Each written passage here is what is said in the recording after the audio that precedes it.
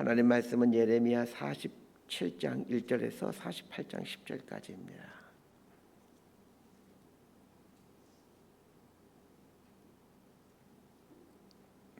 예레미야 47장 1절에서 48장 10절 말씀 번갈아 가며 읽습니다. 제가 먼저 읽겠습니다. 바로가 가사를 치기 전에 블레셋 사람에 대하여 선지자 예레미야에게 임한 여호와의 말씀이라.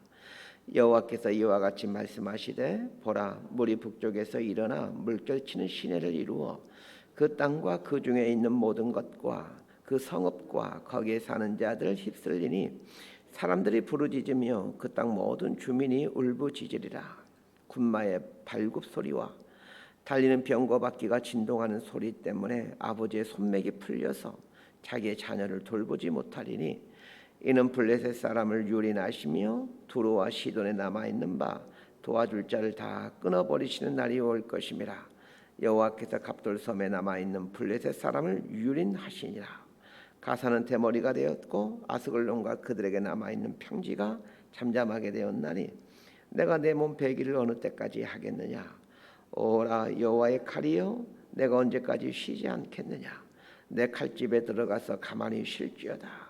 여호와께서 이를 명령하셨은즉 어떻게 잠잠하며 쉬겠느냐. 아스글론과 해변을 치려하여 그가 정하셨느니라 하니라. 모압에 관한 것이라. 만군의 여호와 이스라엘의 하나님께서 이와 같이 말씀하시되 오라 누보여, 그가 유린당하였도다. 기라다임이 수치를 당하여 점령되었고 미스갑이 수치를 당하여 파괴되었으니 모압의 찬송 소리가 없어졌도다. 헤스본에서 무리가 그를 해하려고 악을 도모하고 이르기를 와서 그를 끊어서 나라를 이루지 못하게 하자 하는도다. 만맨이여, 너도 조용하게 되리니 칼이 너를 뒤쫓아가리라. 호로나임에서 부르짖는 소리여, 황폐와 큰 파멸이로다. 모압이 멸망을 당하여 그 어린이들의 부르짖음이 들리는도다.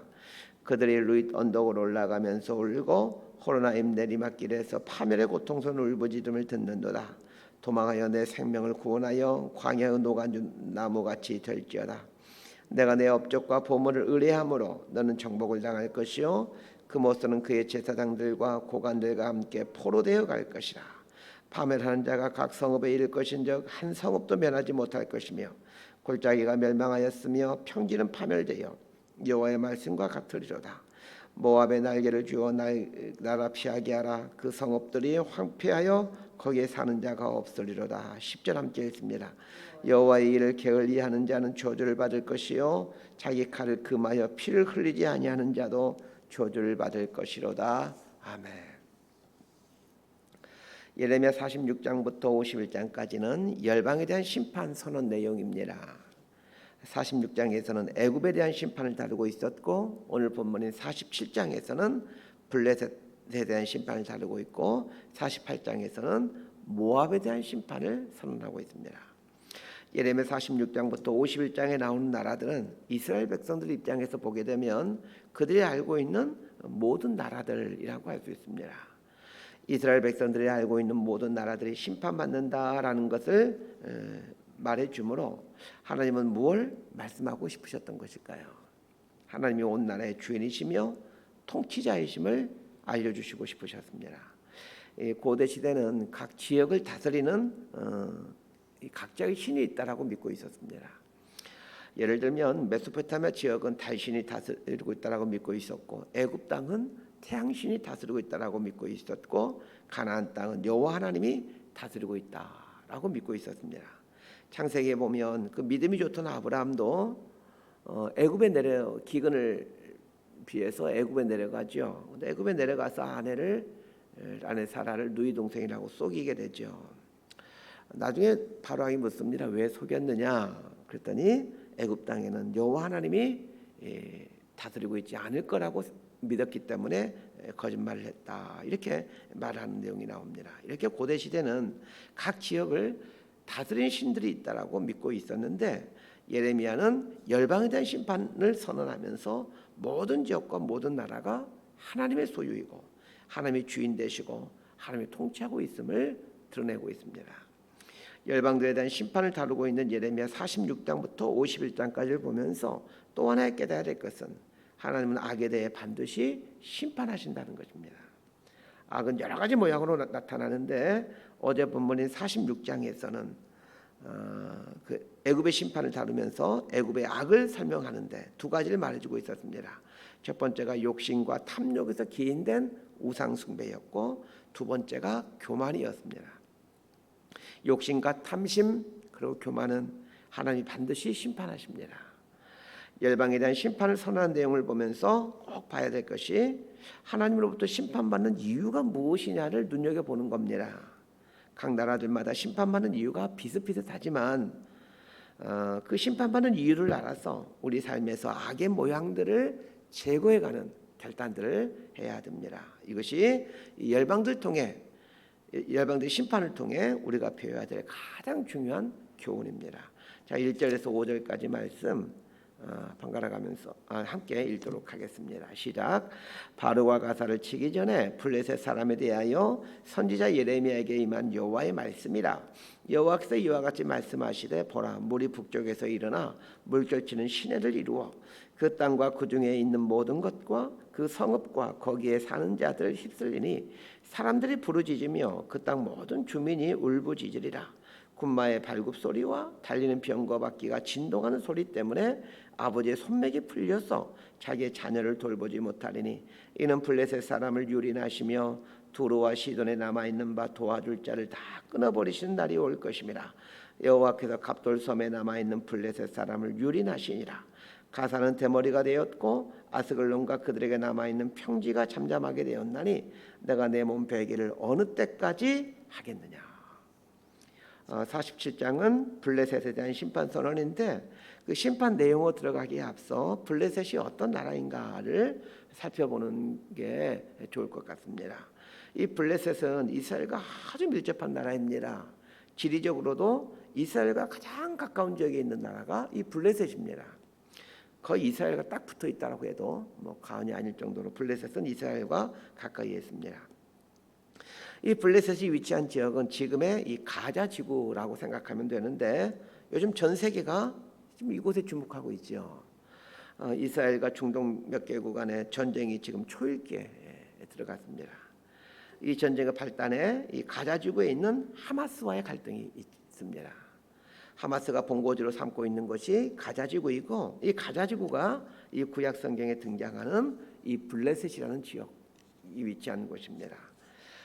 이스라엘 백성들이 가나안 땅에 들어올 때부터 블레셋 사람들이 이 지역을 점령하고 있었고, 이스라엘과는 아주 오랜 세월 동안 갈등을 겪어옵니다. 사실 이스라엘 백성들이 출애굽할 때 가장 쉬운 길이 지중해변을 따라서 이 가자 지구를 따라 가나안 땅으로 들어오는 것입니다. 그 길을 따라가면 3일이면 가나안에 이를 수 있습니다. 그런데 하나님께서 그 길을 선택하지 않고 시내 광야로 지나서 돌아가게 하신 것은 이 블레셋이 있었기 때문이었습니다. 블레셋이 워낙 호전적인 그런 민족이었기 때문에 그들을 보게 되게 되면 이스라엘이 낙담하게 될까 봐 하나님께서 시내 광야를 통해서 인도해 가시죠. 이스라엘 백성들이 가나안 땅에 정착한 이후에도 블레셋은 계속해서 이스라엘을 괴롭힙니다. 이 사사 중에 삼손이라는 사사가 아주 유명한 사사인데, 삼손이 블레셋과 아주 깊은 연관이 있습니다. 결국 삼손이 이 블레셋 여인인 들릴라의 유혹에 빠져 블레셋에 의해 죽임을 당하게 되지요. 이 사사 시대의 이스라엘은 지속적으로 블레셋의 괴롭힘을 받아야만 했습니다. 그러다가 다윗이 왕이 되었을 때 이 블레셋을 복속시킵니다. 그러다가 남유다와 북이스라엘로 분열된 틈을 타 다시 블레셋의 힘을 키워 남유다를 괴롭히기 시작합니다. 블레셋에 대한 이 정도 선지식을 갖고 오늘 본문을 보도록 하겠습니다. 자, 오늘 본문은 블레셋에 대한 심판 선언인데 중요한 것은 이 블레셋이 심판받게 되는 이유를 어떤 분명하게 설명하고 있지 않다라는 것입니다. 2절을 보면 블레셋이 누구에게 심판받게 되는지를 말해줍니다. 2절에 보면 물이 북쪽에서 일어나 물결치는 시내를 이루어 이렇게 말하고 있습니다. 물이 북쪽에서 일어나 시내를 이루었다라는 말은 북쪽에 있는 바벨론의 대군이 블레셋으로 밀고 들어왔다라는 말입니다. 바벨론이 블레셋을 멸망시키는데 위에서 말씀드렸지만 이 블레셋이 심판받는 이유가 뭐냐는 것입니다. 하나님은 반드시 심판할 때 이유 없는 심판을 하는 분이 아닙니다. 이유가 있게 심판하십니다. 자, 오늘 본문만 봐서는 블레셋이 심판받는 이유를 전혀 알 수가 없습니다. 그러나 위에서 설명드렸듯이 블레셋은 오랜 세월 동안 이스라엘을 아주 지속적으로 괴롭힌 나라입니다. 달리 말하면 하나님의 선택받은 백성들을 계속해서 괴롭혀온 사람들이라는 말입니다. 자, 이것을 통해 블레셋이 심판받는 이유를 발견하게 됩니다. 블레셋이 심판받게 된 이유는 하나님의 선택한 백성들을 괴롭혔기 때문입니다. 지금 가자 지구에 있는 팔레스타인 사람들이 블레셋의 혈통적인 후손인지는 잘 모르겠습니다. 중요한 것은 하나님의 선택받은 백성을 괴롭힌 사람들은 결국 하나님의 심판을 피해갈 수가 없다라는 겁니다. 이걸 우리 삶 속으로 가져와서 적용해 보면 이 교회 공동체를 고통스럽게 하는 사람들의 결국은 심판이라는 것입니다. 우리는 교회 공동체에 속해서 살아가고 있습니다. 그런데 혹시 여러분 이런 생각 해본 적은 없으십니까? 혹시 내가 교회에 속해 있다고 하지만 교회 공동체를 힘들게 하고 있지는 않는가? 혹시 내가 교회 공동체의 순수성을 훼손하는 일을 하고 있지 않는가 하는 생각입니다. 내 주장을 강하게 드러내므로 그리고 양보와 희생 대신 내 이익을 챙김으로 교회 공동체성을 훼손하고 있지는 않는가? 이 생각을 해보아야 됩니다. 저는 목사에게 목사로서 교회의 순수성을 훼손하는 일이 무엇일까를 생각해 봅니다.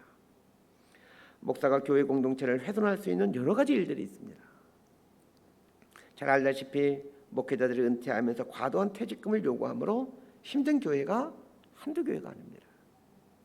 은퇴할 때뿐만 아니라 현직에 있을 때에도 교회 형편을 고려하지 않고 많은 사례비를 요구하므로 힘들어하는 교회들도 많습니다. 이런 모습들이 교회 공동체를 괴롭히는 일이 됩니다. 목사도 교회 공동체를 괴롭히는 일을 할 수 있다면 어느 성도도 이 일에서 예외가 될 수 없습니다. 그래서 우리가 교회 공동체에 속해 신앙생활하면서 나는 혹시 교회 공동체를 힘들게 하는 사람은 아닌가 늘 돌아보면서 신앙생활 하셔야 됩니다. 이제부터는 모압의 심판을 살펴보도록 하겠습니다. 먼저 모압이라는 나라의 궤관을 보도록 하겠습니다. 이 모압이라는 나라는 이스라엘과 지리적으로도 아주 가깝고 혈통적으로도 가까운 나라입니다. 이스라엘의 조상이 아브라함인데 모압이라는 나라는 아브라함의 조카였던 롯과 아주 밀접한 연관을 맺고 있는 나라입니다. 이스라엘이라는 이름은 사실 야곱을 지칭하는 이름이죠. 하나님께서 야곱의 이름을 이스라엘로 바꾸어 주시고 그 야곱의 12아들이 12지파가 되면서 이스라엘 나라가 형성이 됩니다. 그런데 모압은 롯의 큰아들입니다. 그러니까 모압 나라의 조상인 모압과 이스라엘 나라의 조상인 야곱은 촌수로 따지면 육촌지간이 됩니다. 야곱의 할아버지는 아브라함과 모압의 할아버지인 하란은 친형제지간입니다. 그러고 보면 이스라엘과 모압은 혈통적으로 상당히 가까운 나라이지만 구약 시대를 보면 계속해서 전쟁과 약탈을 일삼습니다. 모압이라는 나라는 이스라엘과 사해바다를 사이에 두고 서로 마주보고 있습니다. 말이 사해바다이지 엄밀히 말하면 사해호수입니다. 이스라엘이 여행을 가게 되면 그 물에 둥둥 뜨는 바다에 가서 수영을 하는 그런 코스가 종종 있게 되는데 그 물에 둥둥 뜨는 곳이 바로 그 사해바다입니다. 사해바다에서 모압 쪽을 보게 되면 또렷하게 모압 지역이 보입니다. 모압의 심판과 관련하여 다른 것들은 생략하고 이 모압이 심판받는 이유를 살펴보겠습니다. 내일 본문에서도 자세히 다루겠지만 오늘 본문에 나오는 그 심판받는 이유들을 살펴보도록 하겠습니다. 자, 48장 7절에서 10절까지 말씀 함께 읽습니다. 시작. 내가 내 업적과 보물을 의뢰함으로 너도 정복을 당할 것이요 금오스는 그의 제사장들과 고관들과 함께 포로되어 갈 것이라. 파멸하는 자가 각 성읍에 이를 것인즉 한 성읍도 면하지 못할 것이며 골짜기가 멸망하였으며 평지는 파멸되어 여호와의 말씀과 같으리로다. 모압의 날개를 주어 나라 피하게 하라. 그 성읍들이 황폐하여 거기에 사는 자가 없으리로다. 여호와의 일을 게을리하는 자는 저주를 받을 것이요 자기 칼을 금하여 피를 흘리지 아니하는 자도 저주를 받을 것이로다. 7절을 보면 내가 내 업적과 보물을 의뢰함으로 너도 정복을 당할 것이요 이렇게 말하고 있습니다. 이 업적이라는 단어가 애매모호합니다. 히브리어 원어를 봤더니 마세라는 단어를 쓰고 있습니다. 마세라는 단어는 생산하다, 다루다라는 뜻의 단어입니다. 이 마세라는 단어는 손기술, 손재주, 재능 이렇게 이해하시면 될 것 같습니다. 모압 사람들은 손재주가 뛰어나 상당한 부를 축적한 걸로 보여집니다. 그럴만도 한 것이 이 모압이 위치하고 있는 곳이 고기를 잡을 수 있는 바닷가도 아니고 그렇다고 이 평지도 아닙니다. 아주 굉장히 고원지대에 있죠. 평균 한 900m 정도 이상 고원지대입니다. 그러다 보니 일반적으로 농사를 짓기, 물론 포도 농사는 굉장히 발달되어 있지만 다른 일반적인 농사를 짓기가 쉬운 곳이 아닙니다. 그러다 보니 이제 손기술을 이용하여 여러 가지 공작물들을 만들어서 부를 획득했던 걸로 보여집니다. 그래서 7절에 나오는 업적과 보물을 재능과 부 이렇게 의역하는 게 더 이해하기가 쉬울 것 같습니다. 자, 그러면 모압이 심판받는 첫 번째 이유가 무엇입니까? 재능과 부를 의지하고 산 것입니다. 모압이 심판받는 이유를 깊이 고민해야 될 필요가 있는데 모압이라는 나라는 우리나라의 상황과 너무 흡사하기 때문입니다. 우리나라가 세계 다른 나라에 견주어 볼 때 재능이 참 많은 나라입니다. 재능이 많아서 많은 물건들을 만들어 수출해 이 많은 부를 이루게 되었습니다. 그런데 지금 우리나라의 모습을 한번 보시길 바랍니다. 사람들이 철저히 돈을 의지하고 살지 않습니까? 저희 어렸을 때만 하더라도 우리의 소원은 통일이라고 하면서 노래를 열심히 부르곤 했었습니다. 요즘 세대는 북한과의 통일을 달가워하지 않는다고 합니다. 달가워하지 않을 수 있죠. 사람마다 가치관에 따라 자기 생각들이 있으니. 그런데 이 달가워하지 않는 그 이유가 뭐냐는 겁니다. 제가 젊은 우리 아이한테도 물어봤습니다. 요즘 우리 젊은 아이들 통일 별로 좋아하지 않다던데 그 달가워하지 않는 이유가 뭐냐 이렇게 물어봤더니 그 젊은 대학생들의 의견을 말해 주었습니다. 경제적인 비용 때문이랍니다. 우리 먹고 살기도 힘들어 죽겠는데 그 통일하는 데는 엄청난 돈이 들어갑니다. 지금 우리 당장 먹고 살기도 힘들어 죽겠는데 이 통일 비용을 어떻게 감당하느냐는 것입니다. 자, 중요한 것은 모든 것을 비용의 측면, 돈의 측면에서 접근하려 한다는 것입니다. 하나님 입장에서 생각해 보면 갈등 관계에 있던 민족이 화해하고 하나 되는 모습은 하나님이 정말 기뻐하는 모습입니다. 또한 전쟁의 위협에서 벗어나 평화와 안식을 누리며 살아가는 모습은 이 하나님 나라의 모습입니다. 이렇게 하나님의 눈으로 보지 않고 당장 눈앞의 경제적인 부분을 고려해서 판단하는 것은 그만큼 우리 사회가 돈을 의지하고 있다는 반증입니다. 이 일이 돈이 되느냐, 돈이 되지 않느냐가 사람들의 판단 기준이 되어 간다면 그것은 사람들이 돈을 의지하고 산다는 뜻입니다. 하나님이 더 원하시는 일이 무엇이냐를 판단의 기준으로 삼아야 하는 것이 하나님 백성들의 모습입니다. 모압이 심판받게 된 이유는 재능과 돈을 의지하며 살고 있었기 때문입니다. 그렇다면 이제 우리 자신을 돌아봤으면 합니다. 우리도 재능과 돈을 의지하며 살고 있지는 않습니까? 자식들에게 많은 돈을 벌 수 있는 재능을 키우는 것을 자녀 교육의 최고의 목적으로 삼고 살고 있지는 않습니까? 혹시 내가 벌어놓은 돈을 의지하고 이만큼 벌어놓았으니 이제 편하게 살 수 있겠구나 이 생각하며 살고 있지 않습니까? 그렇다면 우리 역시 모압과 다를 바가 무엇이겠습니까? 모압이 심판받는 더 많은 이유들은 이제 내일 본문에서 다루도록 하겠습니다. 말씀 정리합니다. 블레셋이 심판받는 이유는 하나님의 선택받은 백성들을 괴롭혔기 때문입니다. 혹시 우리들은 교회 공동체에 속해 있다고 하지만 교회를 힘들게 하는 삶을 살고 있지는 않는지 돌아봤으면 합니다. 모압이 심판받는 이유는 재능과 부를 의지하며 살았기 때문입니다.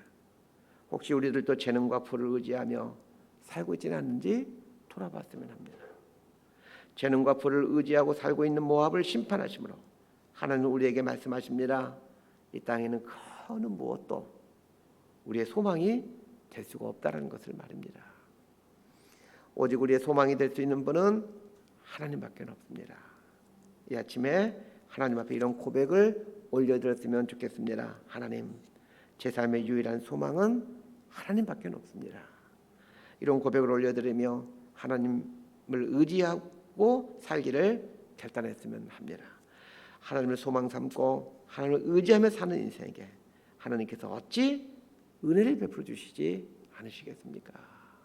기도하겠습니다. 하나님, 우리가 교회 공동체에 속해 있는데 혹시 우리가 너무 고집이 세서, 너무 내 주장이 강해서, 너무 이기적이어서 교회 공동체를 힘들게 하는 삶을 살고 있는 것은 아닙니까? 하나님 믿는다고 하지만 혹시 하나님보다 내 재능과 모아놓은 돈을 의지하고 살고 있는 것은 아닙니까? 이 아침에 하나님만을 소망 삼고 살겠다라는 이 결단과 고백이 있기를 원합니다. 예수님 이름으로 기도드리옵나이다.